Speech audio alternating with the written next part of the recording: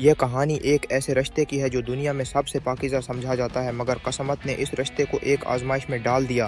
یہ کہانی ہے احمد اور عائشہ کی، جو نہ صرف بہن بھائی تھے بلکہ ایک دوسرے کے دل کی دھڑکن بھی تھے۔ مگر یہ محبت وہ نہیں تھی جو دنیا سمجھتی ہے، یہ وہ محبت تھی جو الفاظ سے بالاتر تھی، وہ احساس تھا جو کبھی کسی کو سمجھایا نہیں جا سکتا تھا۔ بچپن کی معصومیت۔ احمد اور عائشہ ایک ہی گھر میں پلے بڑھے۔ احمد ہمیشہ عائشہ کے لیے محافظ تھا، ہر لمحہ اسے ہنسانا، اس کی چھوٹی چھوٹی خواہشوں کو پورا کرنا اور اس کے ہر دکھ کو اپنے دل پر لینا، یہی اس کی زندگی کا مقصد تھا۔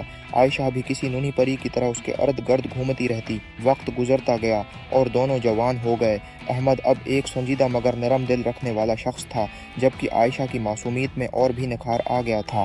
مگر ان دونوں کے بیچ جو رشتہ تھا وہ صرف ایک بھائی بہن کا نہیں تھا، یہ کچھ اور تھا، کچھ ایسا جسے وہ خود بھی سمجھنے سے قاصر تھے، محبت یا مقدر کی آزمائش۔ عائشہ کو کبھی احساس نہ ہوا کہ احمد کی نظر میں اس کے لیے کچھ ایسا تھا جو ایک عام بھائی کی محبت سے زیادہ تھا۔ وہ ہمیشہ اسے اپنا سہارا، اپنا سب سے قریب ترین رشتہ سمجھتی رہی، مگر احمد کے دل میں ایک عجیب سی کشمکش چل رہی تھی۔ وہ جانتا تھا کہ یہ محبت دنیا کی نظر میں ناممکن تھی، مگر دل پر کس کا زور چلتا ہے۔ پھر وہ دن آیا جب عائشہ کے لیے ایک رشتہ آیا۔ گھر والے بہت خوش تھے کیونکہ لڑکا ایک اچھے گھرانے سے تھا اور سب نے فوراً ہاں کر دی۔ احمد نے مسکرانے کی کوشش کی، مگر اس کے دل میں جیسے طوفان اٹھ کھڑا ہوا تھا۔ قربانی، سب سے بڑی محبت، شادی کا دن قریب آتا جا رہا تھا اور عائشہ ہر وقت خوش دکھائی دیتی تھی، مگر احمد کا چہرہ اداس تھا۔ وہ سب کے سامنے کچھ نہ کہہ سکتا تھا، مگر اس کی خاموشی سب کچھ کہہ رہی تھی۔ آخر ایک دن جب وہ دونوں چھت پر کھڑے تھے، عائشہ نے احمد کو غور سے دیکھا اور کہا، بھائی تم خوش نہیں لگ رہے، کیا بات ہے؟ احمد نے دھیرے سے مسکرا کر کہا، کچھ نہیں، بس وقت بہت تیزی سے گزر گیا۔ کل تک تم میرے ساتھ کھیلتی تھی اور آج تم کسی اور کی ہونے جا رہی ہو۔ عائشہ ہنس کر بولی، مگر میں ہمیشہ تمہاری رہوں گی احمد بھائی، تم میرے سب سے قریب ہو اور ہمیشہ رہو گے۔ یہ سن کر احمد کی آنکھوں میں آنسو آ گئے، مگر اس نے اپنے جذبات کو چھپا لیا۔